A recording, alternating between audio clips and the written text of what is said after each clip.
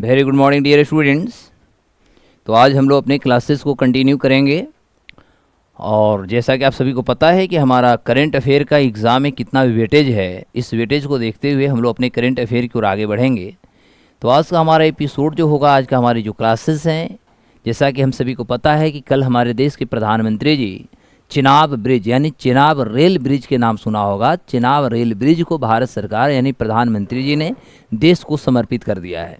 और ये देश को जो समर्पण हुए हैं, इस चिनाब ब्रिज में आप देखेंगे कि ये जो चिनाब ब्रिज है इसकी एक लंबी इतिहास रही है। चूँकि देखा जाए तो इस ब्रिज को बनाने के लिए ख़ास तौर पे जो हमारा जम्मू कश्मीर की जो घाटी वाला जो क्षेत्र है, ठीक है, वेरी गुड मॉर्निंग रोशन।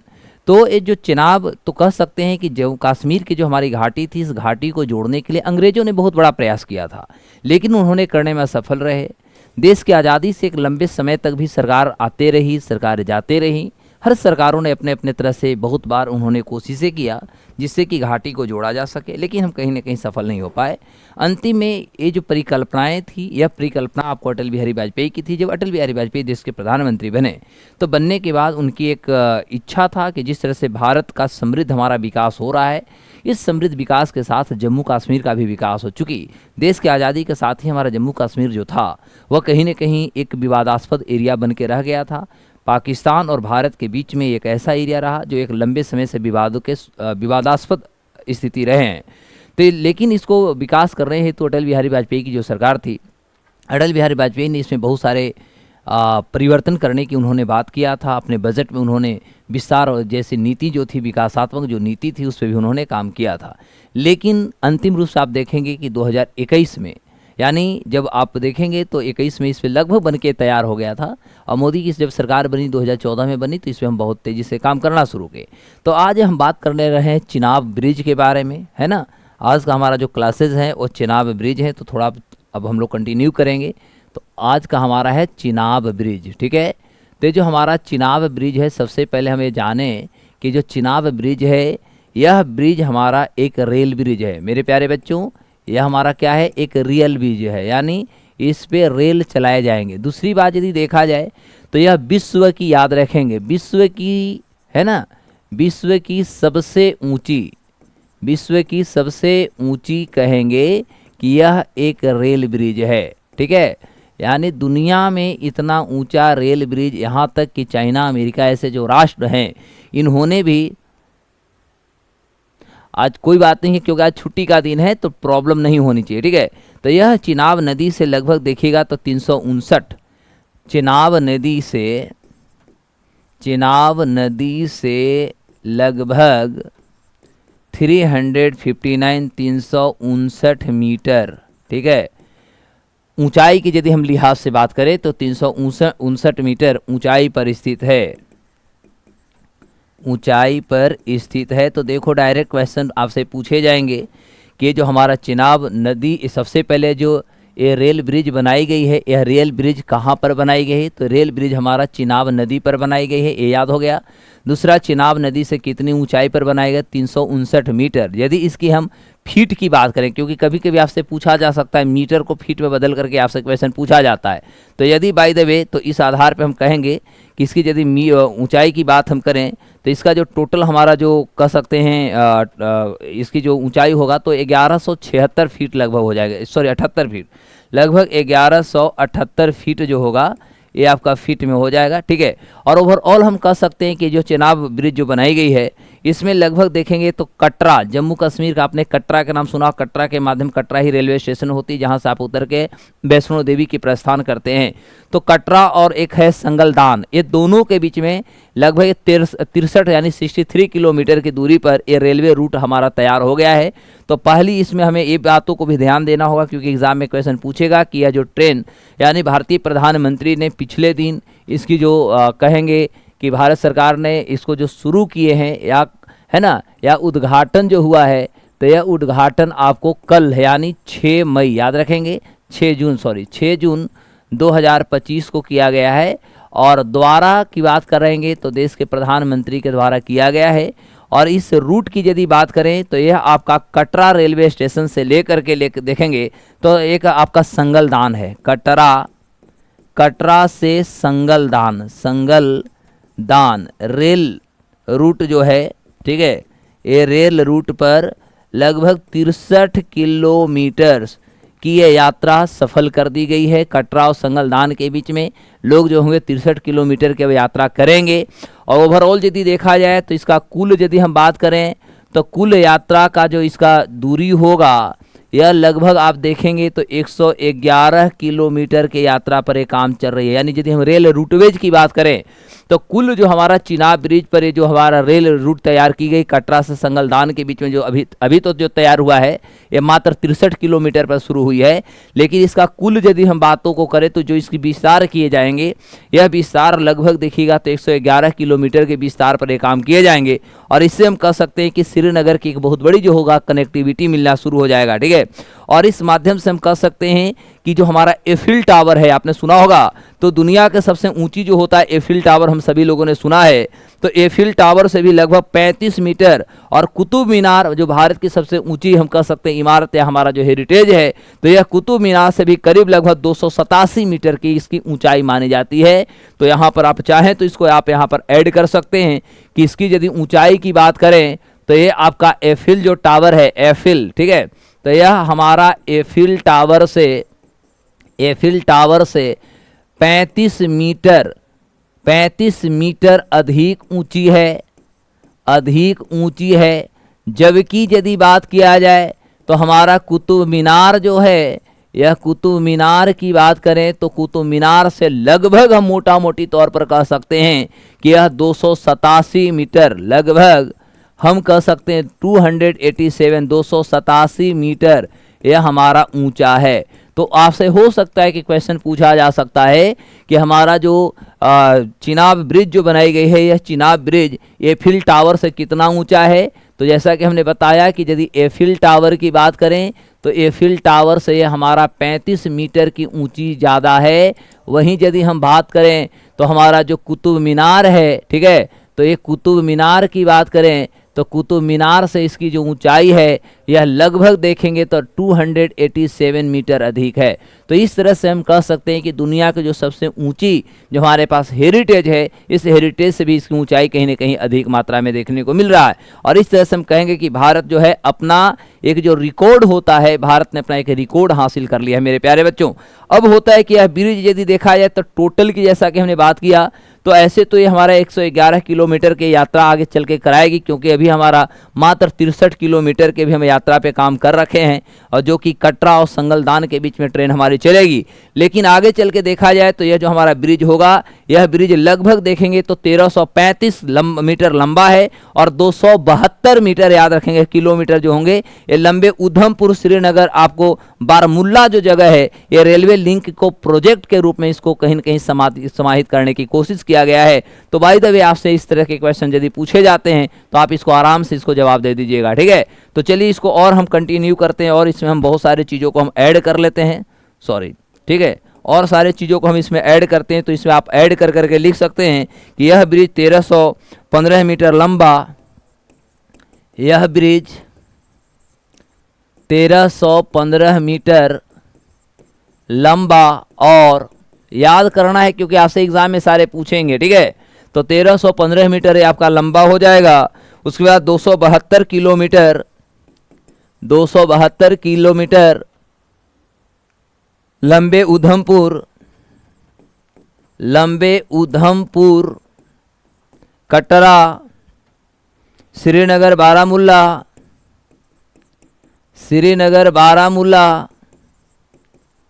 श्रीनगर से बारामुल्ला रेलवे लिंक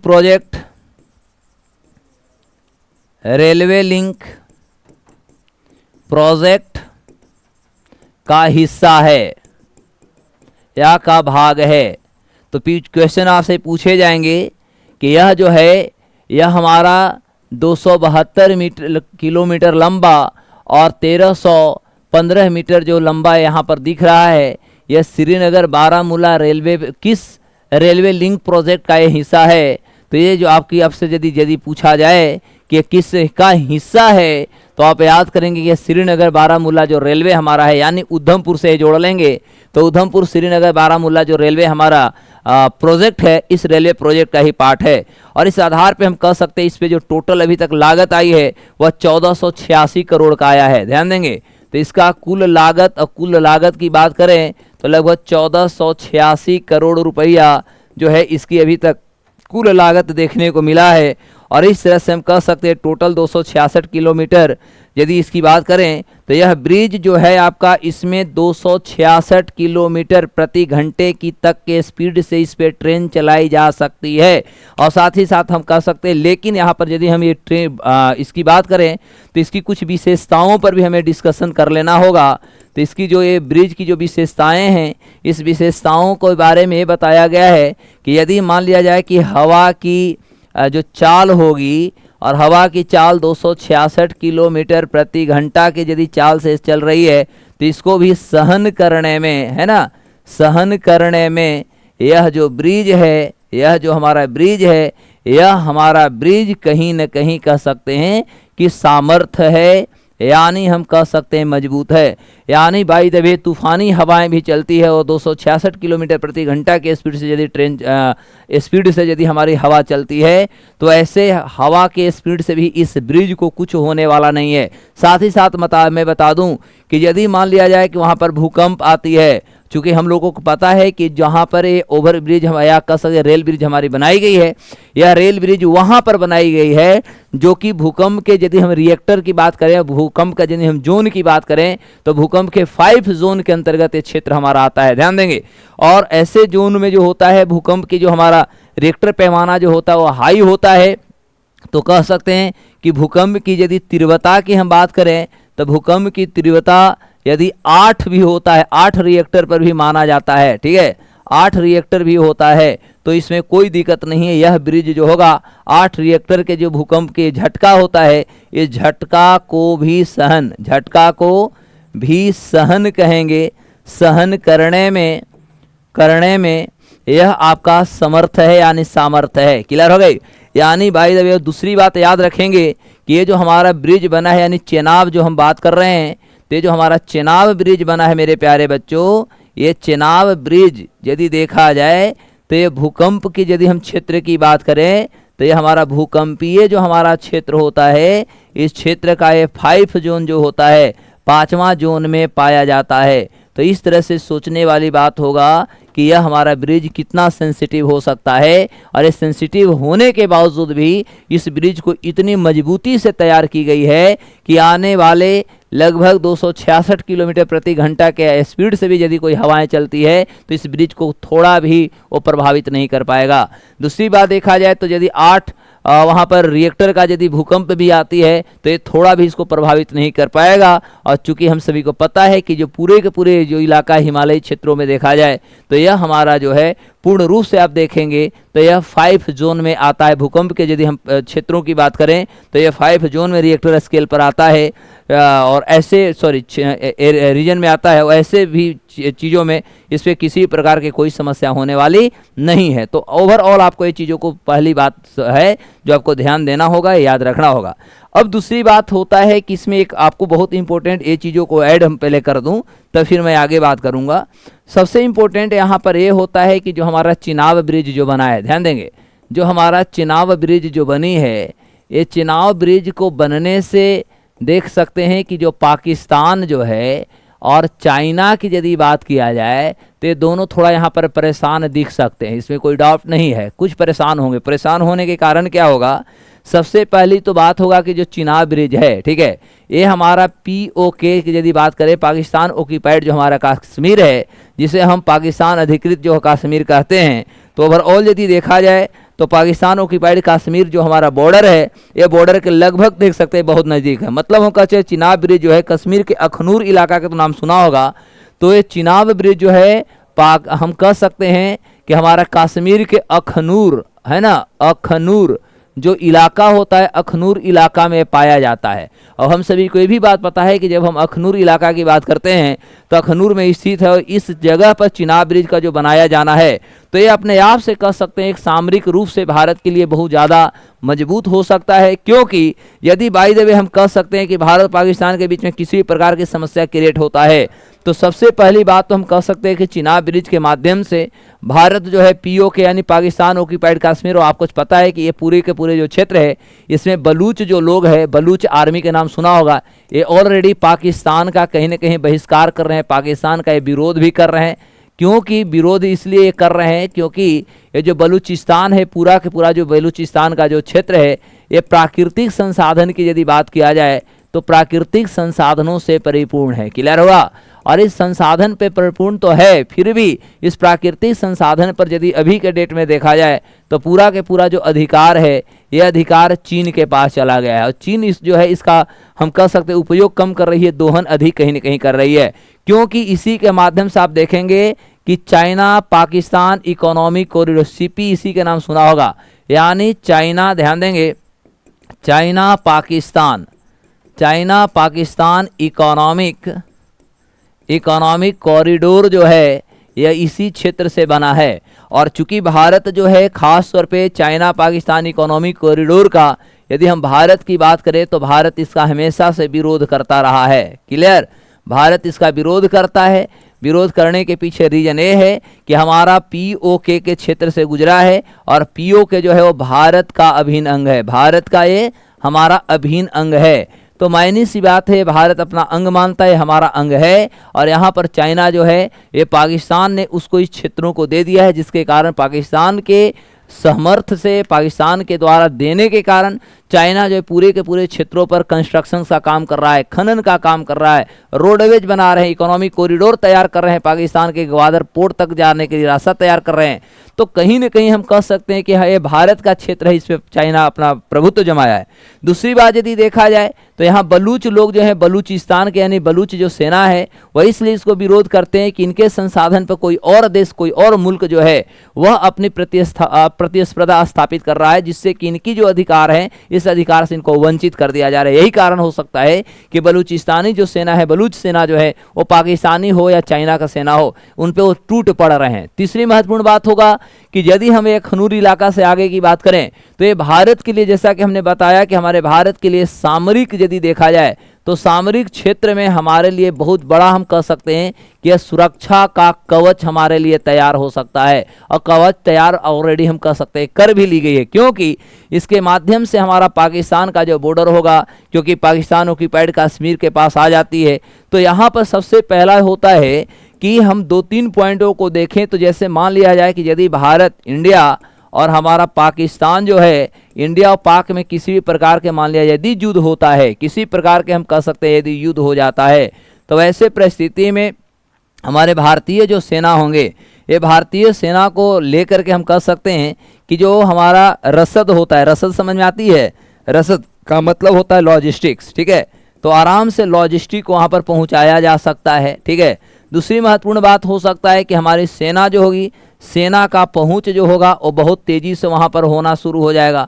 चौथी महत्वपूर्ण बात यदि देखेंगे तो जम्मू कश्मीर में जब बर्फबारी होता है तो बर्फबारी के टाइम में आप देखते हैं कि वहां पर जो सड़क परिवहन जो होता है, तो यहाँ पर सड़क परिवहन जो होती है, सड़क परिवहन हमेशा के लिए देखेंगे तो अवरुद्ध हो जाता है।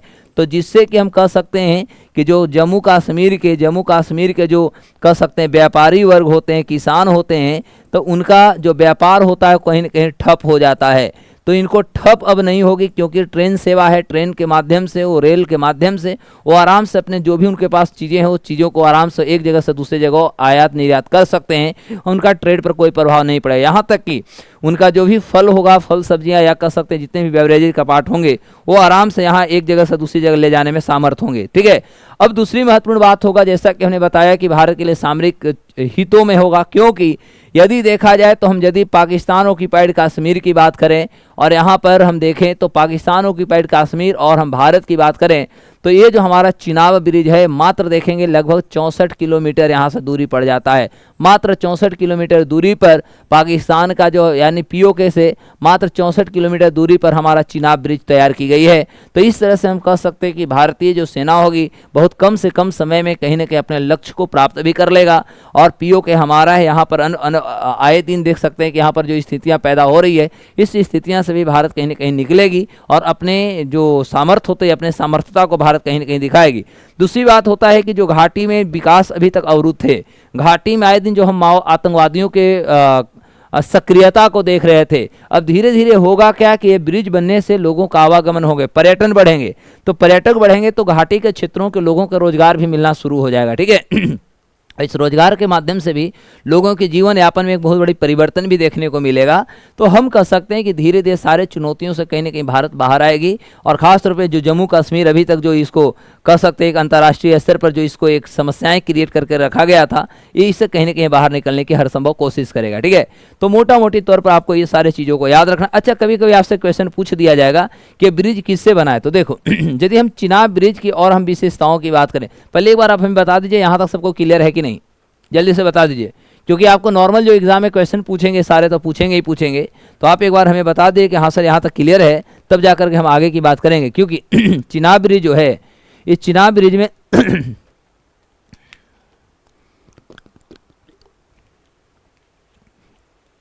इस चिनाब ब्रिज में जो है सबसे ज़्यादा स्टील का प्रयोग किया गया। ठीक है, स्टील और कंक्रीट के कह सकते हैं सम्मिश्रण से, है ना, यह आपका जो है आर्च ब्रिज का निर्माण की गई है। तो हो सकता है कभी कोई क्वेश्चन पूछ दिया जाए कि हमारा कैसा ब्रिज है, तो यह तो हमारा एक रेल ब्रिज है। रेल ब्रिज के साथ साथ रेल आर्च ब्रिज भी, इसको याद रखिएगा कि आर्च ब्रिज है। ठीक है, और यह आपको वहाँ पर देखिएगा तो मुख्य रूप से आप देखेंगे तो यह आर्च ब्रिज जो है जिला के बक्कल और कौरी गाँवों को जोड़ता है। तो यदि वहाँ पर आपसे गाँव पूछ देगा तो ये चिनाब जो है दो गांवों को जोड़ता है वहाँ पर, और दो गांव में एक गांव का नाम है बक्कल, एक का नाम है कौरी। ठीक है, तो ये दो गांवों को भी जोड़ता है। तो बाय द वे क्वेश्चन करें तो हम आगे की बात करेंगे। ठीक है, तो देखो हम चिनाब नदी की बात कर रहे हैं या चिनाब ब्रिज की बात कर रहे हैं। ठीक है, तो जो चिनाब ब्रिज है इसमें हम 2-3 और पॉइंट को जोड़ेंगे।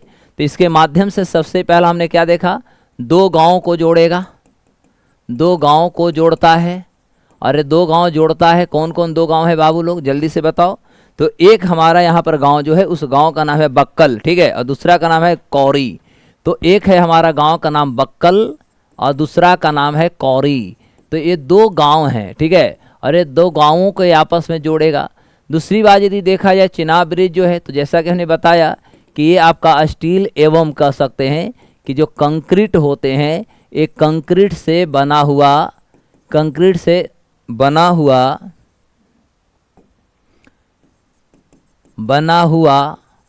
यह एक आर्च ब्रिज है। क्या है भैया, एक आर्च ब्रिज है। ठीक है, तो बाय द वे क्वेश्चन आपसे पूछे कि यह कैसा ब्रिज है, तो इसके जवाब आप दे दीजिएगा कि यह एक हमारा आर्च ब्रिज है। क्लियर हो गई। और दो गांव को यहाँ तक क्लियर है मिस्टर रोशन, जल्दी से बताओ। इससे पीछे जितने भी हमने डिस्कस किया सारे क्लियर हैं। तो ये आपको आर्च ब्रिज है। और यहाँ पर हमने देखा कि इसकी जो ऊंचाई, जैसे कि हमने बताया कि जो हमारा चिनाब नदी है, चिनाब नदी से 359 मीटर जो है इसकी ऊंचाई है। अब टोटल की यदि बात किया जाए तो ओवरऑल यदि देखा जाए तो इससे बहुत सारे आपको फैक्ट्स भी आ सकते हैं, फैक्ट्स बहुत ज़्यादा जोड़ सकते हैं। तो यह ब्रिज जो होगा सबसे ज़्यादा हमारा जो उधमपुर जो इलाका होगा, तो उधमपुर से लेकर के कह सकते श्रीनगर हुआ आपको, है ना, बारामुल्ला हुआ, ये सारे क्षेत्रों को जो होता है यह ब्रिज हमारा चिनाब ब्रिज जोड़ेगा। अब इस बात को हमें थोड़ा सा और इम्पोर्टेंटली इस पर ध्यान देने की बात ये होगी कि इसमें बनाने में बहुत सारे हमारी चुनौतियां भी आई थी। क्योंकि अभी हमने जस्ट बताया कि एफिल टावर से भी हमारा 35 मीटर अधिक ऊंचा है। तो मायने सी बात है कि इसको बनाने में जो भी इंजीनियरिंग लगे हैं, तो मैं आपको बता दूं कि जो बड़े बड़े चट्टान थे यानी पहाड़ थे, वे सारे पहाड़ों में कह सकते ग्राइंडिंग किया गया। ग्राइंडिंग का मतलब होता है पहाड़ में छिद्र कर करके इसको तैयार किया गया। ठीक है, और इसके माध्यम से हम कह सकते हैं कि इसको मोटा मोटी तौर पर देखिएगा तो ये ब्रिज जो था, यह ब्रिज आपको पूरी तरह से देखा जाए तो ये पूरी तरह से बनकर जो तैयार हो गया था। ठीक है, तो ये बनकर आपका तैयार हो गया था कब तक, लगभग 2022 में बनके तैयार हो गया था। लेकिन 21 के अंत कह सकते हैं, लेकिन 2022 में देखिएगा तो कम्प्लीटली बन के तैयार हो गई थी। लेकिन इसकी उद्घाटन कहीं ना कहीं नहीं हो पा रही थी, कारण कि आए दिन कुछ न कुछ समस्याएं आ रहे थे। उसके बाद ये हिमालय वाला हमारा क्षेत्रों में आते हैं, तो एक दुर्गम स्थिति भी आप कह सकते हैं। दुर्गम स्थिति में आने के कारण आए दिन उसके बाद सारे जो क्षेत्र घाटी के क्षेत्र आपको पता ही है कि पाकिस्तान के द्वारा जो भी प्रोपोजित होते हैं, प्रस्तावित जो आतंकवादी संगठन जो होते हैं, तो वह कहीं ना कहीं यहाँ पर बहुत ज़्यादा एक्टिव होते हैं। तो ओवरऑल इसका 2-3 पॉइंट ये याद रखना है कि बनकर तैयार 2022 में हुआ, और इस पर हमारा काम जो शुरू हुआ था ये अटल बिहारी वाजपेयी के समय में 2002 में काम शुरू हो गया था, ठीक है। क्योंकि मैं नहीं बोल रहा हूँ, खुद वहाँ के जो मुख्यमंत्री हैं जम्मू कश्मीर के, है ना, जम्मू कश्मीर का मुख्यमंत्री खुद बोल रहे हैं कि जब मैं 8 साल के था, आज हमारी उम्र 55 साल से अधिक हो गई, तो जब मैं 8 साल के था उस समय ही मैंने सुना था कि चिनाब नदी पर ब्रिज बनाने के लिए अटल बिहारी वाजपेयी ने बात किए थे। और अटल बिहारी वाजपेयी ने जिस तरह से उन्होंने अपने प्रस्ताव तैयार किया था उसके लिए मैं शुक्रिया अदा करता हूं। तो ओवरऑल हम कह सकते हैं कि लगभग 2001-2002 में देखा जाए तो चिनाब ब्रिज पर हमने काम करना शुरू कर दिया था और ये बन करके हमारा तैयार हो गए, ठीक है। अब होता है कि इससे आधार पर हम कह सकते हैं, तो इसके जितने भी रिलेटेड आपसे क्वेश्चंस पूछे जाएंगे वे सारे क्वेश्चन मुझे लगता है कि आप आराम से बिना देर किए हुए आप इस क्वेश्चंस को आप बनाएंगे। अब अगला टॉपिक पे भी हम बात करेंगे। हमारा जो नेक्स्ट टॉपिक होगा, देखता हूँ नेक्स्ट टॉपिक हमारा क्या है। तो चिनाब से रिलेटेड आपका क्वेश्चन हो गए। अब हम लोग देखेंगे अगले टॉपिक।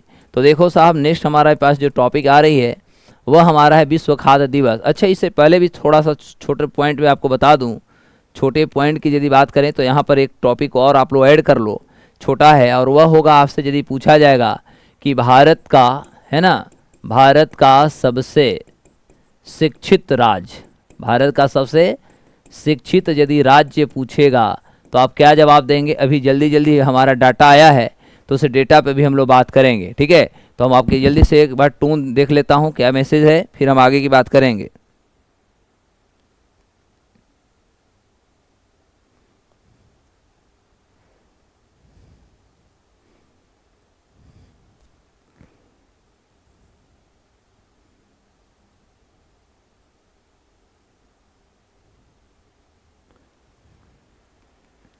तो चलिए फटाफट आगे आते हैं, एक नया और इसमें टॉपिक जोड़ेंगे। आज बहुत सारे हम करंट अफेयर आपको बताने वाले हैं, ठीक है। तो आपसे पूछा जाएगा कि भारत का सबसे शिक्षित राज्य क्या है। तो आपको मैं बता दूं कि भारत का सबसे ज़्यादा शिक्षित अभी राज्य जो आ गई है वह आपका मिज़ोरम है। कौन सा है साहब? मिज़ोरम। फटाफट याद कर जाओ, मिज़ोरम भारत का अभी सबसे ज़्यादा शिक्षित राज्यों की श्रेणी में आ चुके हैं। मैं नहीं बोल रहा हूँ, यह मैटर है आपका 20 मई 2025 को। ध्यान देंगे, इस डेट को हम दे देते हैं आपका 20 मई 2025 की बात है। और 20 मई 2025 को देखेंगे तो आपका मिज़ोरम के जो सीएम हैं, ठीक है, मिज़ोरम के आपका सीएम यानी हम कह सकते हैं मुख्यमंत्री जो हैं, उनका नाम है, मिज़ोरम के जो मुख्यमंत्री हैं उनका नाम है लाल दुहोमा। क्या नाम है? लाल दुहोमा, ठीक है, लाल दुहोमा।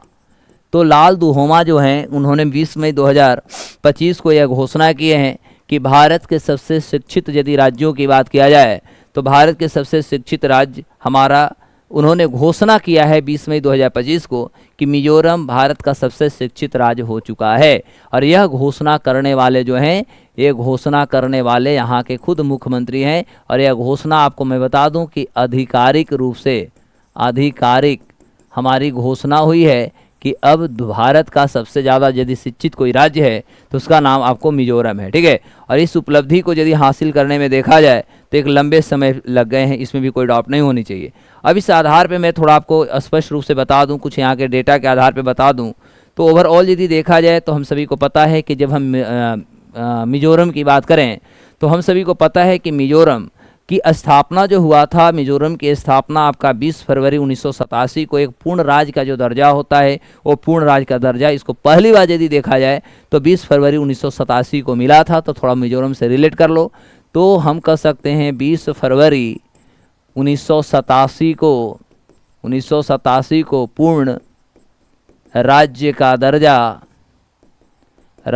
दर्जा प्राप्त हुआ था, ठीक है। किसको मैं बात कर रहा हूँ? मिजोरम को। मिजोरम भारत का जो एक राज्य बना, इसको एक राज्य हुड जो होता है, स्टेट जो हुड होता है, इसे पहली बार मिले। आप सभी को पता है कि इसके आपसे राजधानी पूछा जा सकता है।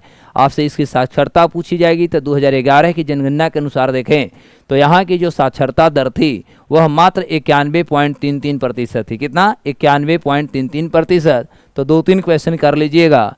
इसका जो आपकी राजधानी होगी, ये इसकी राजधानी आपका मणिपुर का, मिजोरम का क्या है? इम्फाल है। ठीक है, इम्फाल के तो नाम सुना होगा। मणिपुर का कहाँ, सॉरी मिजोरम के कहाँ है जय? सॉरी मिजोरम है ना, मिजोरम का इम्फाल नहीं, सॉरी आइजोल है, सॉरी आइजोल। ठीक है, तो इसका राजधानी आपका आइजोल है।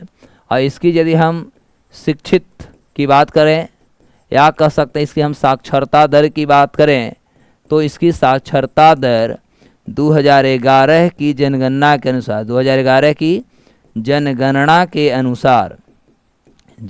के अनुसार आपको बता दूं 91.33% थी। कितना? 91.91.33% इसकी साक्षरता दर 2011 के जनगणना के अनुसार थी। Is it clear? और इस तरह से कह सकते हैं कि जब ये 91.33% थी तो पूरे भारत में शिक्षित दर में यदि देखा जाए तो हम ये भी कह सकते हैं कि भारत में तीसरा स्थान इसका था। कितना? तीसरा स्थान पर ये था। ठीक है, लेकिन तत्काल यदि देखा जाए तो अब यदि हम बात करें तो हम कहेंगे अब ये प्रथम स्थान पर आ चुका है। क्या हुआ?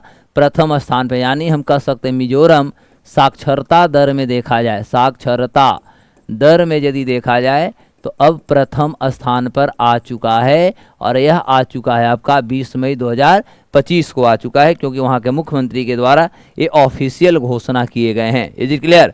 तो आपसे पूछेगा तो खटाखट याद दे देना। अब होता है कि यहाँ के हम यदि क्षेत्रफल ये सब की बात करें तो थोड़ा इसकी हम बायोग्राफी फटाफट आपको बता देता हूँ, जिससे कि आप आराम से इसको कर सकें।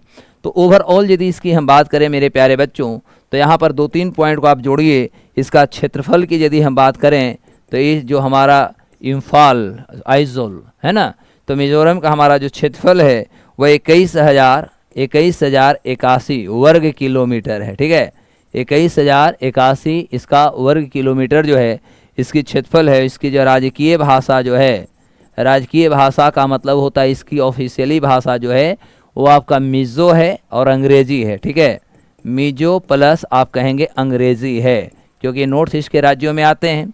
तीसरी महत्वपूर्ण बात यदि आपसे पूछा जाए कि इसका उच्च न्यायालय कहाँ पर है, तो मेरे प्यारे बच्चों बार बार ये सब पूछते हैं, तो इसकी उच्च न्यायालय आपका जो होगा असम का आपका क्या नाम है? गुवाहाटी। ठीक है, तो गुवाहाटी जो आपका हाई कोर्ट है यह गुवाहाटी उच्च न्यायालय के अंतर्गत ये भी आ जाता है। ठीक है, अब होता है इससे रिलेटेड क्वेश्चन आपसे ये पूछेंगे कि इसकी राज्य की सीमाएं तो आप लोग को पता ही होगा, भारत के राज्यों का आप पढ़े होंगे। अब इसमें विधानसभा की भी सीट आपसे पूछ सकता है। तो यहाँ पर जो विधानसभा का सीट है, ये विधानसभा सीट जितना बिहार में लोकसभा का सीट है उतना ही इसके पास विधानसभा का सीट है। यानी कह सकते हैं कि इसके पास 40 विधानसभा का सीट हैं। और लोकसभा और राज्यसभा की बात किया जाए तो हम कह सकते हैं कि चाहे लोकसभा हो या कह सकते हैं ना, लोकसभा व राज्यसभा की सीट प्लस राज्यसभा की सीटें जो हैं इसके पास केवल एक ही हैं। ध्यान देंगे, एक इसके लोकसभा और राज्यसभा का सीट हो जाती है। और प्रसिद्ध त्यौहार भी आपसे कभी कभी सब पूछती है। तो ओवरऑल यदि देखा जाए तो ये आपका इस क्वेश्चन जो होगा एग्ज़ाम में पूछेंगे, तो ये आपको याद कर जाना है कि भारत का सबसे शिक्षित राज्यों की बात करें तो भारत के सबसे शिक्षित राज्य जो है वह हमारा कौन सा है हुआ? तो वह हमारा जो है वह हमारा मिज़ोरम है। क्लियर हुआ? तो एक बार फिर से हम लोग एक बार याद कर लेते। बाबू मिस्टर रोशन, समझ में आ रही है? न्यूज में पढ़ा था मिजोरम के बारे में 20 तारीख की जो एक घोषणा हुई थी, जल्दी से आप बताओ। 20 तारीख की घोषणा में क्या आपने पढ़ा था कि भारत के सबसे शिक्षित राज्यों की श्रेणी में हमारा मिजोरम आ चुका है? सुना था या नहीं? यस या नो, जल्दी जवाब देंगे। इतना एग्जाम के लिए काफ़ी है। तो आपसे पूछेगा कि भारत का सबसे शिक्षित राज्य कौन से हो गए, तो मिजोरम हो गए, है ना। कौन घोषणा किया? तो लाल दुहोमा, वहाँ के कौन है भैया? मुख्यमंत्री हैं। तो जो लाल दुहोमा हैं उन्होंने ये घोषणा किया, ऑफिशियली उन्होंने घोषणा किया है कि अब हमारा, लाल दुहोमा ने कहा कि अब पूरे भारत की सबसे शिक्षित राज्य यदि है तो हमारा राज्य है, यानी मिजोरम है। तो इस सभी आपको टू द पॉइंट डेटा आपको एकदम याद हो जानी चाहिए। इज इट क्लियर हो गया? जल्दी से बोले कि हाँ सर यहाँ तक क्लियर हो गई। यदि एक क्लियर हो गया तो एक और टॉपिक मैं आप लोगों को डिस्कस कर देता हूँ। यदि यस तो, और यदि कहेंगे कि हाँ सर यहाँ तक क्लियर है तो एक और कल का न्यूज़ हम आपको अपडेट कर देता हूँ। पहले आप जल्दी से मैं बोले कि हाँ सर यहाँ तक क्लियर है। मेरे बच्चे जल्दी बोलो कि सर ये यहाँ तक क्लियर है, तब तो हम आगे की बात करेंगे। बोला जाए, क्योंकि एक हमें टॉपिक और हमें यहाँ पर क्लियर करना बहुत अनिवार्य हो गई है, इसलिए आप देर ना करें, फटाफट हम लोग बात करेंगे। चलिए देखो, इसमें एक और टॉपिक हम जोड़ देता हूँ, फिर हम आगे की एपिसोड तो बात करूँगा, एक टॉपिक और जोड़ देता हूँ। आपको पता है कि रामसर साइट कल आया है एक न्यूज में, रामसर साइट से संबंधित सुने हो? तो रामसर जो हमारा साइट जो होता है, तो रामसर साइट, ठीक है, अब यहाँ लिख देता हूँ, अब भारत में 91 हो गया है, 91 हो गया, ठीक है, 91वां हो चुका है। तो इतना याद कर जाना है। यानी हम रामसर साइट की बात कर रहे हैं, इसको हम लोग आर्द्र भूमि बोलते हैं। क्या बोलते हैं साहब? इसको हम लोग आर्द्र भूमि बोलते हैं, ठीक है। और हम सभी को पता है कि यदि हम आर्द्र भूमि की बात करें तो पूरे दुनिया में ये रामसर जो है, ठीक है, ये जो हम रामसर जो बात कर रहे हैं, ये रामसर एक जगह है, ठीक है। और ये जगह कहाँ पर है? तो यह आपका एक ईरान में एक रामसर जगह है, ठीक है। और इस ईरान के जो रामसर जगह है, यहाँ पर आप देखेंगे तो पहली बार आप देखिएगा तो पूरे दुनिया में, चूँकि आपको 2 फरवरी तो आपको याद रहेगा, 2 फरवरी को हम रामसर दिवस मनाते हैं, रामसर साइट डे मनाते हैं, सबको पता है ना। तो मोटा मोटी तौर पर देखेंगे तो हम 2 फरवरी 1971 की यदि बात करें तो रामसर जो जगह है, रामसर में हमारा जो आर्द्र भूमि होता है, इस आर्द्र भूमि संरक्षण हेतु, ठीक है, संरक्षण हेतु विश्व के जो नेता थे, तो विश्व के नेताओं द्वारा एक सम्मेलन किया गया, ठीक है, एक सम्मेलन का आयोजन किया गया। और यहीं से हम प्रत्येक वर्ष की यदि बात किया जाए तो हम प्रत्येक वर्ष जो होता है, हम 2 फरवरी को हम विश्व या अंतर्राष्ट्रीय विश्व रामसर दिवस जो होता है, ये रामसर दिवस हम मनाते हैं, ठीक है। प्रत्येक वर्ष हम 2 फरवरी को रामसर दिवस मनाते हैं। अब इसके माध्यम से क्या होता है कि इसके माध्यम से जो भी हमारा आर्द्र भूमि होते हैं, या कह सकते हैं जो सालों भर जिसमें पानी जमा होता है, तो उसको जो है संरक्षण करने हेतु, या कह सकते हैं उसके प्रति लोगों को जागरूकता फैलाने हेतु हम इस पर काम करते हैं। भारत जो है, यदि मैं बात करूं तो भारत इसका सदस्य जो बना, ये भारत इसका सदस्य लगभग देखेंगे 10-11 साल के बाद 1982 से भारत भी इसका सदस्य बन चुका है। तो अभी देखा जाए तो भारत में यदि देखें तो हम कह सकते रामसर साइट भारत में, जैसा कि बताया, तो आर्द्र भूमि, और आर्द्र भूमि को हम लोग रामसर साइट भी बोलते हैं। तो हमारे भारत में यदि देखा जाए तो भारत में @91 यानी भारत में अब 91वां हो गया। इससे पहले हमारे पास 89 था, 91 जो हुए, इसमें जो 2 जुटा, ठीक है, तो दो जुटा 2 का हो जाएगा, लगभग कह सकते हैं कि जो 5 जून को हम विश्व पर्यावरण दिवस जो मनाए, विश्व पर्यावरण जो हमने दिवस मनाया, तो विश्व पर्यावरण दिवस के दिन हम कहेंगे कि जो राजस्थान है, ठीक है, तो राजस्थान के 2 साइटों को या 2 स्थानों को रामसर साइट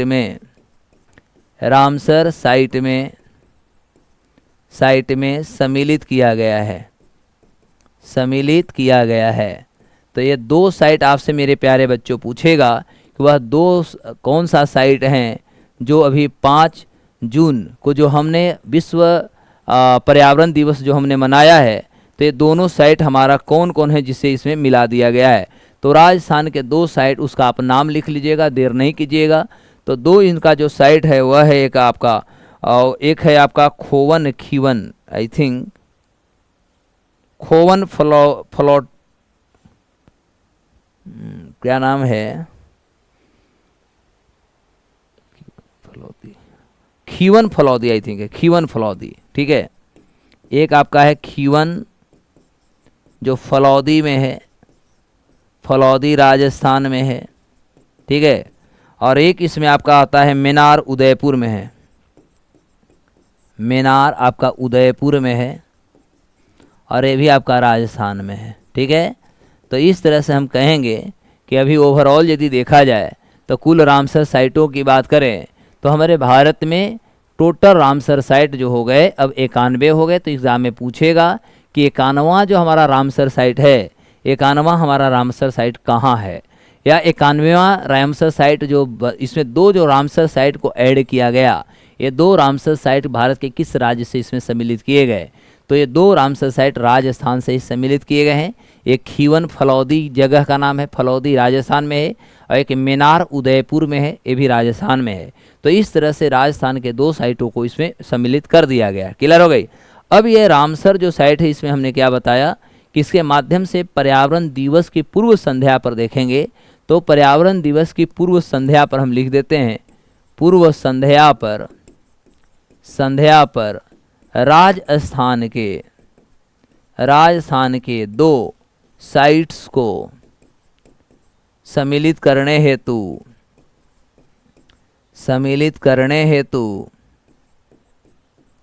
घोषणा की गई।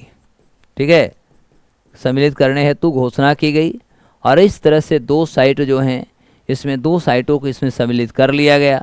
अब इससे रिलेटेड आपसे ज़्यादातर क्वेश्चन इसी तरह पूछेंगे कि और इसके बारे में आप कुछ बताइए। तो ये दोनों आपको जगह स्पष्ट मुझे लगता है कि सबको क्लियर भी हो गया होगा और आराम से आप आंसर मार दीजिएगा। तो ये आपका जो हो रहेगा मेरे प्यारे बच्चों, ये आपका फुल ऑफ कह सकते हैं क्वेश्चंस का आंसर हो गई। अब जब हम लोग यहाँ तक कर लिए हैं तो इससे रिलेटेड हम लोग क्यों नहीं एक टॉपिक और देखें, क्योंकि जब हम अच्छा एक क्वेश्चन और ये हो सकता है, थोड़ा सा अब इसको बिहार इलाबोरेट करते हैं। जैसे आपसे ये पूछा जाएगा कि भारत में सबसे ज़्यादा रामसर साइट, तो देखो भारत में सबसे ज़्यादा रामसर साइट आपका तमिलनाडु में है। ठीक है, तमिलनाडु में कितना, लगभग 40 याद रहेगा। और उसके बाद यानी दूसरे स्थान पर यदि देखा जाए तो सेकंड स्थान पे आपका उत्तर प्रदेश होगा, लगभग 20। ठीक है, और यदि आपसे बिहार पूछ दिया जाए तो बिहार में आपका बेगूसराय के नाम सुना है, बेगूसराय के नाम सुने हो, कांवर झील। तो कांवर झील जो है आपका बेगूसराय में है। और बिहार में और एक देखिएगा तो जमुई में आपको है, वो है आपका क्या नाम है, दो पक्षी कह सकते हैं, बर्ड सेंचुरी है। ठीक है, तो आपका दो जो हो जाएगा वो जमुई में हो जाएगा। और जमुई का जो नाम है मैं थोड़ा भुला रहा हूँ, जमुई में आपका दो है, दोनों आपका बर्ड सेंचुरी करेंगे, बर्ड सेंचुरी। ठीक है, बर्ड सेंचुरी ये आपका जमुई में है। तो इस तरह से हम कह सकते हैं कि पूरे बिहार में यदि देखा जाए तो कांवर झील बेगूसराय और जमुई में 2, यानी टोटल बिहार में हमारा जो है 3 है। ठीक है, टोटल बिहार में हमारे कितने हो गए, 3 हमारे पास रामसर साइट हैं। और सर्वाधिक यदि आपसे पूछा जाता है कि भारत में सर्वाधिक किसके पास है, तो ये तमिलनाडु के पास। और दूसरा स्थान कहाँ पर है, तो ये आपका उत्तर प्रदेश में 20 आ जाता है। तो इस तरह से भारत में रामसर साइट की यदि बात किया जाए तो रामसर साइट इससे रिलेट हमने इसलिए बता दिया क्योंकि अब आता है हमारा 5 जून पे भी हम थोड़ा डिस्कस कर देते हैं, क्योंकि 5 जून को हम एक अंतर्राष्ट्रीय पर्यावरण दिवस भी मनाते हैं, है ना। बोलो भैया, यहाँ तक सबको क्लियर है?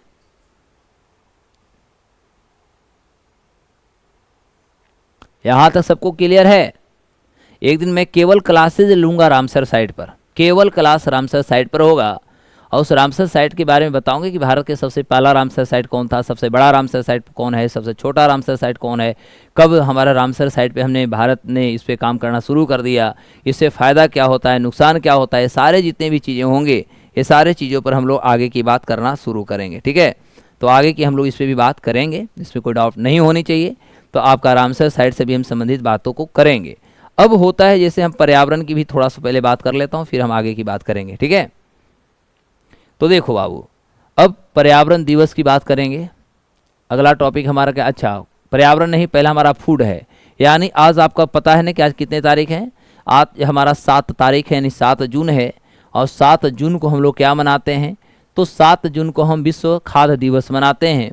यानी आज हमारा अभी का टॉपिक जो है वह हमारा है विश्व खाद्य दिवस, विश्व खाद्य दिवस। ठीक है, यानी अंग्रेजी हो जाएगा वर्ल्ड फूड डे, और वर्ल्ड फूड डे जो हमारा होता है, ये वर्ल्ड फूड डे हम कब मनाते हैं बाबू लोग? तो वर्ल्ड फूड डे हम प्रत्येक साल जो होता है वह 7 जून को हम मनाते हैं। अब हमें थोड़ा वर्ल्ड फूड डे के बारे में बात करनी होगी। देखो वर्ल्ड फूड डे होता क्या, क्यों मनाई जाती है? सबसे पहले विश्व जो हमारा खाद्य सुरक्षा दिवस की यदि बात किया जाए तो हम केवल वर्ल्ड फूड डे नहीं कर सकते हैं, विश्व खाद्य सुरक्षा दिवस इसमें हम लोग ऐड करें तो ज़्यादा अच्छा है। सुरक्षा दिवस यानी वर्ल्ड फूड सिक्योरिटी कह सकते हैं, ठीक है, सिक्योरिटी डे। इसके माध्यम से जो भी हमारे पास खाद्य पदार्थ होते हैं, भोज्य पदार्थ होते हैं, अनाज होते हैं, उसके प्रति हम लोगों को कहीं ना कहीं सचेत करते हैं, जागरूक करते हैं कि खाद्य सुरक्षा के महत्व हमारी क्या है, खाद्य सुरक्षा के महत्वों को लेकर के हम लोगों को जागरूक करते हैं। तो इसका जो हमारा मेन उद्देश्य यदि बात किया जाए तो हमारा मेन जो उद्देश्य है वह हमारा होता है कि खाद्य सुरक्षा से संबंधित, खाद्य सुरक्षा से संबंधित लोगों को जागरूक करना, ठीक है, जागरूक करना ही हमारा मेन उद्देश्य होता है। और प्रत्येक साल इसी को लेकर के हम 7 जून को खाद्य सुरक्षा दिवस मनाते हैं। इसके दिशा में यदि देखा जाए तो हमेशा हम इसे प्रयास करते हैं, क्योंकि अन्न के बिना समाज और अन्न के बिना दुनिया जो होता है कहीं न कहीं अंधकारमय होता है। तो इसको लेकर के जो है अंतर्राष्ट्रीय राष्ट्रीय स्तर पर हम कहेंगे अनेक प्रकार के योजना, कार्यशालाएं, सम्मेलन या कह सकते हैं कि वर्कशॉप आदि कराए जाते हैं, जिससे कि लोगों को हम ये बता सकें कि देखो खाद्य हमारे लिए कितने इम्पोर्टेंट होते हैं, भोजन हमारे कितने लिए इम्पोर्टेंट होते हैं। अब इससे रिलेटेड आपसे ये पूछा जाएगा कि जो 2025 का हमने खाद्य सुरक्षा दिवस जो मनाया है इसका थीम क्या था? तो इसका थीम हमारा है खाद्य सुरक्षा क्रियाशील विज्ञान। क्या है? खाद्य सुरक्षा क्रियाशील विज्ञान। तो याद कर लेंगे, खाद्य सुरक्षा क्रियाशील विज्ञान। ये हमारा 2025 का यदि देखेंगे तो 2025 का ये हमारा थीम है। तो आपसे पूछे जाएंगे कि 2025 का जो हमारा खाद्य सुरक्षा जो दिवस हमने मनाया इसका हमारा थीम क्या है? तो फूड सिक्योरिटी एक्शन साइंस। अंग्रेजी क्या होगा? Food security action science. तो ये भी अंग्रेजी लिख लो, फूड सिक्योरिटी एक्शन साइंस। इस साल 2025 का जो है ये हमारा स्लोगन है या कह सकते हैं कि हमारा थीम है। और इस थीम के माध्यम से हम कहेंगे कि इस साल का हम खाद्य दिवस मना रहे हैं। और मनाने के पीछे रीजन है कि हमारा जो असुरक्षित भोजन होते हैं या हम कह सकते हैं खाद्य पदार्थ के जिस तरह से हम दुरुपयोग करते हैं, तो इससे लोगों को हमें जागरूक करना एक बहुत बड़ा कह सकते हैं हमारे लिए जिम्मेवारी होती है। और खाद्य सुरक्षा के यदि हम बात करें तो इसका पहली बार जो खाद्य सुरक्षा दिवस जो शुरुआत हुई है यह आपका 2018 से संयुक्त राष्ट्र महासभा द्वारा लाया गया। मतलब हम कह सकते हैं कि ये दिवस जो होता है ये दिवस को हम कह सकते हैं मनाने का जो हमारा प्रयास था, ये प्रयास संयुक्त राष्ट्र, ध्यान देंगे, संयुक्त राष्ट्र महासभा जो होती है, महासभा द्वारा, संयुक्त राष्ट्र महासभा द्वारा है ना 2018 में मनाने का प्रयास किया गया या 2018 से स्वीकृति मिली, ठीक है, स्वीकृति मिली। यानी हम कह सकते हैं कि विश्व खाद्य सुरक्षा जो दिवस हमारा है, ये विश्व खाद्य सुरक्षा दिवस हम लगातार 2018 से इसको हम मनाते आ रहे हैं। तो बाय द वे आपसे क्वेश्चन पूछे कि इसकी शुरुआत हम कब से की है? तो 2018 से की है। अब प्रश्न होता है कि जो हमारा खाद्य सुरक्षा दिवस होता है, ये खाद्य सुरक्षा दिवस को मनाता कौन है और इसको क्रियान्वित कौन करता है? तो देखो हमारा जैसा कि विश्व खाद्य सुरक्षा दिवस, तो 2-3 पॉइंट इसमें फिर से हम डिस्कस कर देता हूँ। तो जैसा कि हमने बताया कि हमारा संयुक्त राष्ट्र, यही था ना, यानी संयुक्त राष्ट्र जो हमारी महासभा रही, महासभा द्वारा 2018 से मनाया जा रहा है। अब होता है कि ये खाद्य सुरक्षा को मनाने की जिम्मेवारी किसको दी गई है? तो विश्व में 2 संस्थाएं काम करते हैं, ठीक है। एक होता है विश्व स्वास्थ्य संगठन, एक होता है खाद्य एवं कृषि संगठन। तो ये दोनों के संयुक्त कह सकते हैं प्रयास से लगातार 2019 में पहली बार इसको मनाई गई थी। तो हम कह सकते हैं इस दिवस को 2019 में पहली बार ठीक है, विश्व खाद्य या विश्व स्वास्थ्य संगठन तथा विश्व स्वास्थ्य संगठन को हम लोग WHO बोलते हैं, ठीक है, तथा वर्ल्ड फूड ऑर्गेनाइजेशंस को नाम सुना होगा, यानी खाद्य एवं कृषि संगठन,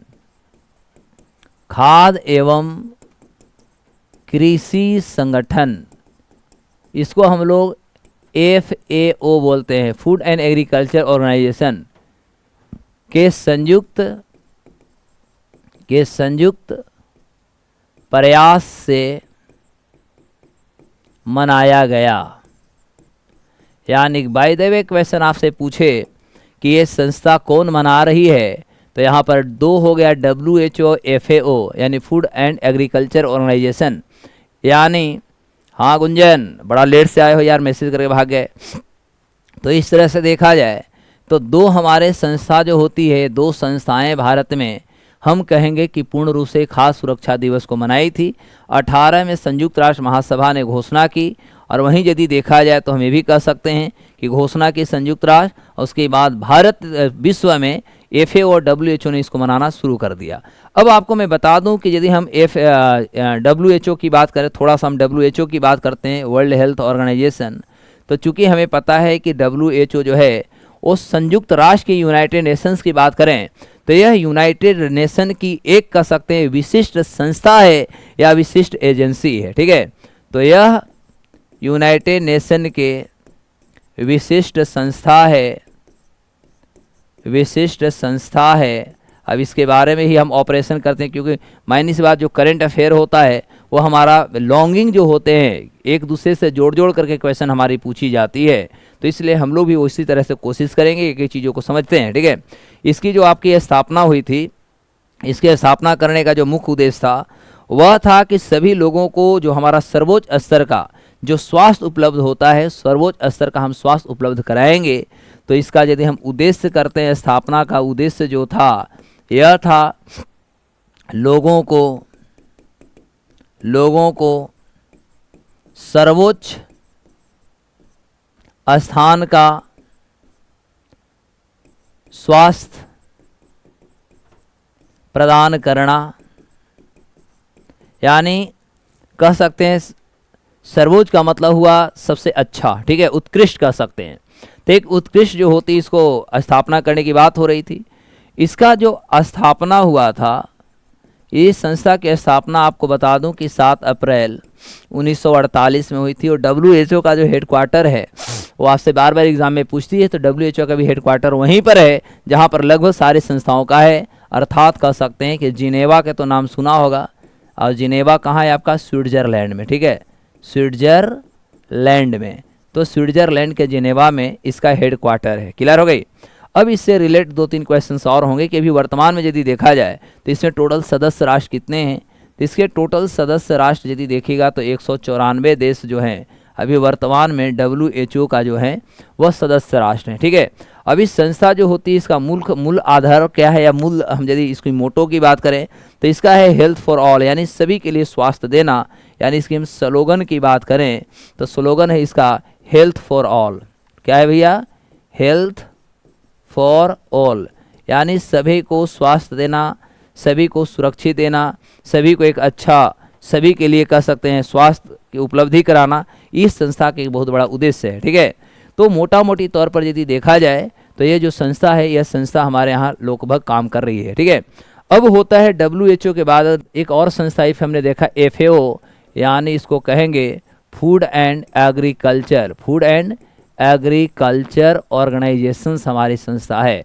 तो अब इसके बारे में, क्योंकि ये दोनों संस्था जो थे पहली बार मिल करके 2019 में जो था विश्व खाद्य सुरक्षा दिवस मनाया था, और संयुक्त राष्ट्र महासभा जो थी इसकी घोषणा जो हुई थी, यह घोषणा उन्होंने किया था 2018 में, और 19 से काम करना शुरू करता है। तो अब हमारा एक संस्था और बच गया FAO, यानी फूड एंड एग्रीकल्चर ऑर्गेनाइजेशंस की भी बात कर लिया जाए तो देखो, फूड एंड एग्रीकल्चर ऑर्गेनाइजेशंस का काम है कि वैश्विक स्तर पर जो हमारी खाद्य सुरक्षा उपलब्ध कराना होता है, वैश्विक स्तर पर लोगों को अनाज उपलब्ध कराना होता है, ठीक है। तो खाद्य जो हमारी संस्था है, यह भी एक तरह से कह सकते हैं कि संयुक्त जो राष्ट्र है, संयुक्त राष्ट्र का ये भी एक हमारा एजेंसी है, विशिष्ट एजेंसी है। तो यह भी आप करेंगे, यह भी यूनाइटेड नेशन के एक विशिष्ट एजेंसी है, क्योंकि ये भी संयुक्त राष्ट्र के अंतर्गत ही काम मुख्य रूप से करती है। दूसरी सबसे महत्वपूर्ण बात होती है कि इस संस्था का जो उद्देश्य है, अभी हमने जैसा कि बताया, तो इसका उद्देश्य है कि विश्व में भूखमरी को समाप्त करना। सबसे पहली ऐसा हम करते हैं, उद्देश्य लिख देता हूँ, ठीक है। तो इसका उद्देश्य क्या है? तो इसका उद्देश्य देखा जाए तो हम कहेंगे विश्व में भूखमरी को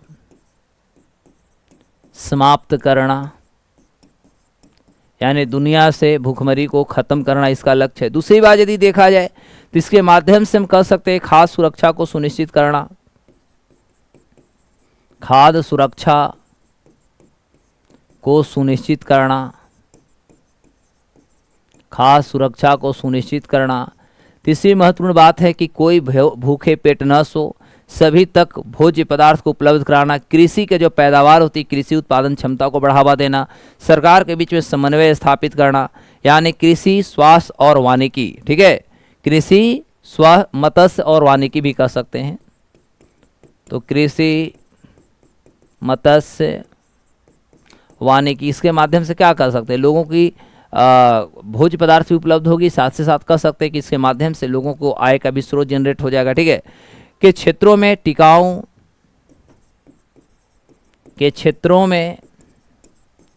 टिकाऊ विकास स्थापित करना इसका प्रमुख उद्देश्य यदि देखा जाए तो है। एक्चुअली ये जो संस्था थी FAO जो रहा है, FAO संस्था की स्थापना 16 अक्टूबर 1945 को हुआ। स्थापना 16 अक्टूबर 1945 को हुआ। और आपसे इसका भी हेडक्वार्टर पूछा जाता है बार बार। तो जैसा कि हमने बताया सारे वही संस्था, लेकिन ये संस्था एक थोड़ा सा अलग है। इसका हेडक्वार्टर आपका रोम में है, रोम कहो तो आपका इटली में है, ठीक है। अच्छा, इससे रिलेट आपसे ये भी क्वेश्चन पूछेगा कि इसके वर्तमान में दुनिया में कितने इसके सदस्य राष्ट्र हैं। जैसे कि अभी हमने 148 आपको बताया, सॉरी WHO के बारे में भी हमने बताया। तो इसमें अभी देखेंगे तो 190 आई थिंक 4 है ना, 194 2025 तक यदि देखा जाए तो 2025 तक यानी वर्तमान तक देखा जाए तो इसके सदस्यों की संख्या लगभग 194 है, ठीक है। और इसका भी हमारा एक स्लोगन, जैसे हमने देखा था कि WHO का एक स्लोगन था हेल्थ फॉर ऑल, उसी तरह इसका भी एक स्लोगन है, वह है helping to build a world without hunger. Helping to build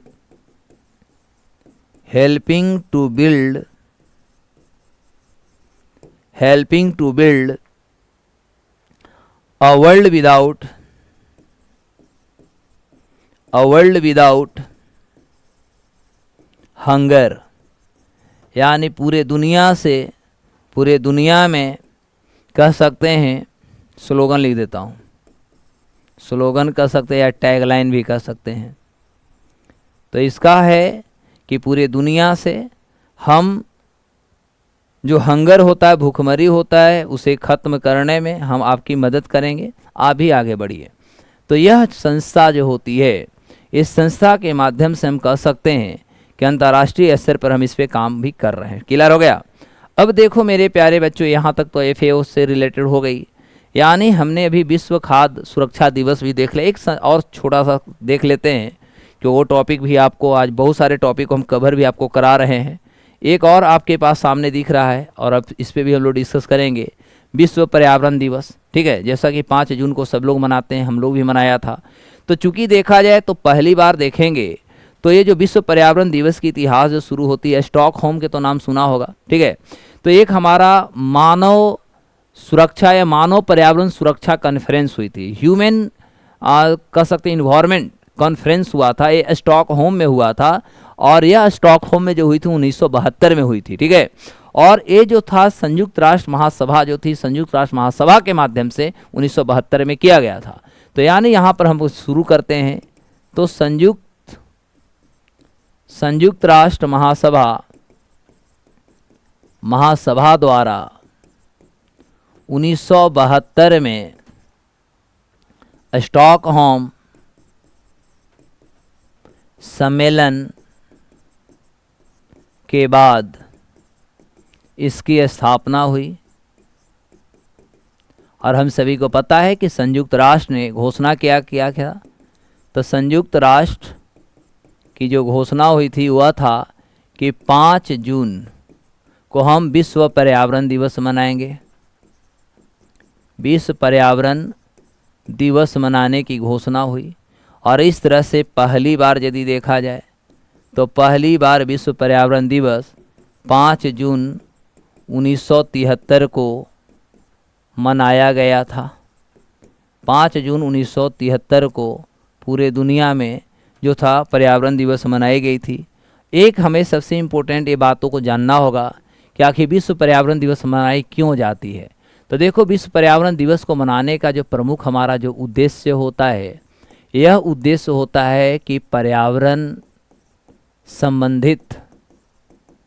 संबंधित जागरूकता लाना, जागरूकता फैलाना। ठीक है, इससे पढ़ने वाले या इसके सकारात्मक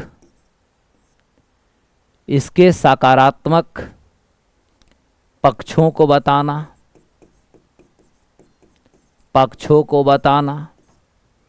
इसके बिना जीवन अधूरा है।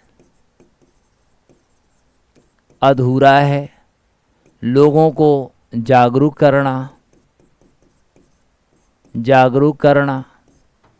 पर्यावरण सुरक्षा से जीवन की सुरक्षा संभव है। यानी ये सारे जो हमारे लक्ष्य हैं, ये इसलिए लाने के हमारा एक बहुत बड़ी कह सकते हैं कोशिशें थी, जिसके माध्यम से हम कहेंगे कि हम चाहते थे कि पूरे दुनिया में पर्यावरण सुरक्षा के माध्यम से लोगों को हम जागरूक करें। और इसका नेतृत्व जो था पहली बार पर्यावरण संरक्षण के प्रति लोगों की जागरूकता लाने हेतु अंतर्राष्ट्रीय स्तर पर संयुक्त राष्ट्र ने किया। जब मैं आपको बता दूं कि पहला विश्व पर्यावरण दिवस 1973 में मनाई गई थी, तो ओनली ऑन अर्थ इसका थीम था। ध्यान देंगे, जब इसकी पहली बार 1973 में इसको मनाया गया, यहीं पर है, जब 5 जून 1973 को जब इसको पहली बार मनाई गई थी, तो इसका पहली बार जो थीम था, वो थीम हमने क्या बताया, तो इसका थीम बहुत इंपॉर्टेंट रखी गई थी, और वह था हमारा ओनली ऑन अर्थ। क्या था साहब? ओनली ऑन अर्थ, या ओनली ऑन द अर्थ भी कह सकते हैं। यह हमारा एक स्लोगन थी। वहीं यदि हम 2025 की आपसे बात करें, तो 2025 का हमसे आपसे पूछेगा एग्ज़ाम में कि 2025 का जो हमने वर्ल्ड इन्वायरमेंट दिवस जो मनाया, इसका 2025 का हमारा स्लोगन क्या था, ये आपसे पूछेगा। ठीक है, तो हमने इस साल किया है एंड पोल्यूशन। ठीक है, यानी इस तरह के हमारा जो इस साल का जो रहा, तो इस साल जो हमने किया, तो कहा गया कि हम एंडिंग ग्लोबल प्लास्टिक पोल्यूशन करेंगे। तो याद कर लेंगे, एंडिंग ग्लोबल प्लास्टिक पॉल्यूशन इस साल का हमारा एक थीम था। ठीक है, 2025 का ये थीम रही है। इसलिए क्योंकि पूरे साल देखा जाए तो विश्व में यदि हम बात करें तो लगभग 6 मिलियन टन से अधिक हमारे यहाँ प्लास्टिक का उत्सर्जन या प्लास्टिक का यूज़ होता है। और वह प्लास्टिक जो होता है नॉन डिग्रेडेबल होते हैं। जैसे मान के चलते हैं कि पानी का ही हमारे पास ये बोतल है, या कोई भी प्लास्टिक के जो वस्तुएं चीज़ें होती हैं, यह हमारा प्रकृति के लिए, पर्यावरण के लिए कहीं ना कहीं बहुत ज़्यादा घातक होता है। और यही कारण हो सकता है कि इस चुनौती बनी। अच्छा, आपसे क्वेश्चन पूछेगा कि जो 2025 का हमने पर्यावरण दिवस मनाया, ये 2025 के पर्यावरण दिवस का कह सकते जो नेतृत्व करने के लिए जो मिली थी, इसका नेतृत्व यानी मेजबान देश कौन रहा? तो याद रखिएगा, दक्षिण कोरिया रहा। ठीक है, तो इसका जो इस साल का हम लिख देता हूँ आपका मेजबान देश। ठीक है, तो मेज़बान जो देश रहा 2025 के लिए, ये 2025 के मेज़बान जो देश रहा वो दक्षिण कोरिया रहा। ठीक है, दक्षिण कोरिया आपका 2025 के पर्यावरण दिवस का एक मेज़बान देश रहा। अच्छा, एक क्वेश्चन यदि ऐसा आपसे दाग दिया जाए कि ये तो ठीक है, हमारा भारत भी कभी मेज़बानी किया है क्या, या हो सकता है कि 2000 यहाँ पर हमने क्या बताया 2025 बता, गलती से आपसे 2024 का यदि स्लोगन पूछ दे तो, क्योंकि एग्ज़ाम हमारा लास्ट और करेंट दोनों ईयर पे चलता है। तो भूमि बहाली, मरुस्थली और सूखे से लचीलापन थी। क्या था? भूमि, फिर से याद करो, भूमि बहाली 2024 में, भूमि बहाली, मरुस्थलीय, याद रहेगा, मरुस्थलीय और सूखे से, मरुस्थलीय और सूखे से लचीलापन या लचीलापन, ये हमारा 2024 का स्लोगन था। ठीक है, अब गलती से क्वेश्चन आपसे ये पूछ दिया जाए कि क्या भारत कभी भी इसका मेज़बानी किया था या नहीं किया था, तो मैं आपको बता दूं, भारत विश्व पर्यावरण दिवस की मेज़बानी 2018 में ही किया है। याद रहेगा ना, यानी यदि आपसे ये पूछ दिया जाए कि भारत, तो याद रखेंगे भारत 2018 का मेज़बानी किया है। ठीक है, मेज़बानी किया है। और इस तरह से याद रखेंगे कि 2018 के हो सकता है कि जब भारत ने इसकी मेज़बानी कर रहा था, तो आपसे पूछा जाएगा कि 2018 के जब हम मेज़बानी कर रहे थे, तो इस मेज़बानी के समय में हमारा क्या स्लोगन था, या हम किस थीम के माध्यम से भारत वैश्विक या विश्व जो पर्यावरण दिवस होती है इसको भारत ने मनाया था। तो उस समय हमने बीट प्लास्टिक पॉल्यूशन से रखा था। बीट प्लास्टिक पॉल्यूशन का मतलब हुआ कि हम प्लास्टिक से बनने वाले या प्लास्टिक से होने वाले जितने भी हमारा पोल्यूशन यानी प्रदूषण होता है उसे हम हराएंगे, नष्ट करेंगे, ख़त्म करेंगे, यानी बीट प्लास्टिक पॉल्यूशन। याद रहेगा ना, बीट प्लास्टिक पॉल्यूशन। यह भारत जब 2018 में खास तौर पर विश्व पर्यावरण दिवस का मेज़बानी भारत ने किया था, तो भारत ने इस थीम के माध्यम से की थी, और इस तरह से पर्यावरण दिवस के 45वें समारोह की मेज़बानी भारत ने किया था। तो हो सकता है भी आपसे क्वेश्चन पूछ दिया जाए, तो ये भी क्लियर ही कर देता हूँ। तो इस तरह से भारत ने 45वें विश्व पर्यावरण दिवस की मेज़बानी किया था। आई थिंक समझ में आ गया। आज कितने सारे तुम लोगों ने करेंट अफेयर खिंचवा लिया हमसे। कम से कम समय में आज हमने क्या क्या पढ़ा दिया था, सोचो।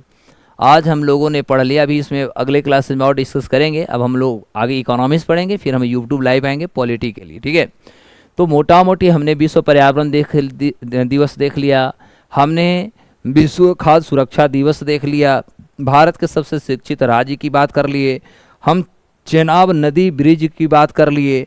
इसके अलावा यदि देखा जाए तो हम चेनाब के बाद हमने क्या देखा, उसके बाद हम रामसर साइट देखा। मतलब कम से कम समय में आज हम लोग ज़्यादा से ज़्यादा टॉपिक को हम लोगों ने कवर कर लिया। तो अब आप लोग हमें बताएं, क्योंकि अब हम लोग इकोनॉमिक्स पढ़ेंगे और उसके बाद फिर हम यूट्यूब लाइव पर पॉलिटी पे आ जाएंगे। ठीक है, तो बाबू सबको ये पूरी की पूरी टॉपिक क्लियर है, समझ में आ गया, अच्छा से आ गया या नहीं? एक बार आप लोग थोड़ा हमें कमेंट सेशन बता दीजिए, कमेंट करके बताइए कि नहीं कोई कन्फ्यूज़न है तो भी बताइए। हाँ, आज पहले इसलिए क्लास ले लिए मेरे प्यारे बच्चों क्योंकि मोहित झा जी हैं, गुंजन आज हिस्ट्री का क्लास नहीं होगा सर। टाइम इसलिए हुआ ना कि आज छुट्टी है, सब जगह बकरीद की छुट्टी है। ठीक है, और मेरी क्लासेस आपकी बहुत डिस्टर्ब हो रही थी। अब जैसे हम परसों भी नहीं हमारी क्लास हो पाई थी, तो सिलेबस भी करनी है। तो ठीक है, मान लिया जाए कि आप लोग ईद ये सब में लगे हुए हैं, पर्व त्यौहार में, आप वीडियो तो कम से कम देख ही लीजिएगा, है ना। तो इसीलिए हमने आपकी क्लासेस को आज रख दिया है, तो आप लोग वीडियो भी देख करके कंफर्म हो जाएंगे, कोई दिक्कत नहीं होगी। तो मुझे लगता है कि आज हम लोग यहीं पर सेवा रखेंगे। अब हम लोग आते हैं इकोनॉमिक्स की दुनिया में, थोड़ा सा पढ़ लेते हैं, फिर हम आगे बात करेंगे। ठीक है, हाँ, तो आपकी क्लासेस, हमारा पर्पस है, जैन रोजगार क्लासेस का पर्पस है कि आपका सिलेबस ऑन टाइम होगी और आपकी जो भी समस्या को हम निदान अच्छे से करेंगे। ठीक है, तो आपकी क्लासेस मिलते रहेंगे, दिक्कत कभी नहीं होने देंगे। तो all the best, thank you. हम लोग अब अगले क्लासेस को और आगे बढ़ते हैं, मूव करते हैं।